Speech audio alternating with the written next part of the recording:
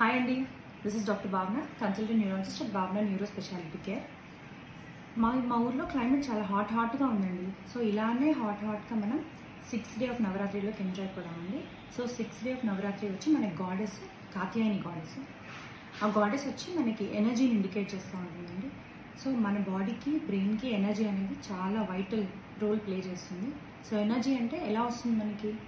Exercises ద్వారా వస్తుందండి. So మెయిన్గా ఎక్సర్సైజెస్ మనం తీసుకోవాల్సింది వచ్చి aerobic exercises are best option. Aerobic exercises అంటే వాకింగ్, జాగింగ్, స్విమ్మింగ్ లాంటివి అనమాట.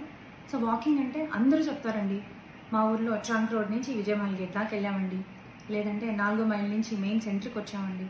ఇలా కాదండి వాకింగ్ అంటే, బ్రిస్క్ వాక్ చేయాలన్నమాట. Okay, so brisk walking per day 30 minutes సరిపోతుంది. లేదా అందరికీ స్మార్ట్ వాచెస్ ఉన్నాయి కదా, సో స్మార్ట్ వాచెస్లో 8,000 to 10,000 స్టెప్ కౌంట్ రోజుకి సరిపోతుంది.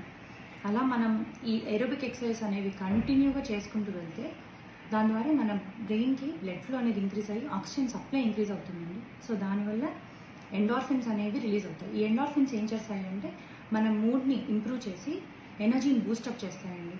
సో ఈ ఎఫెక్ట్స్ వల్ల లాంగ్ టర్మ్గా కాగ్నిటివ్ ఫంక్షన్ ఆఫ్ బ్రెయిన్ అనేది ఇంప్రూవ్ చేసుకోవచ్చు. సో బ్రెయిన్ హెల్త్ని మనం కాపాడుకోవచ్చు. So today's tip is stay active, stay fit and healthy. Thank you.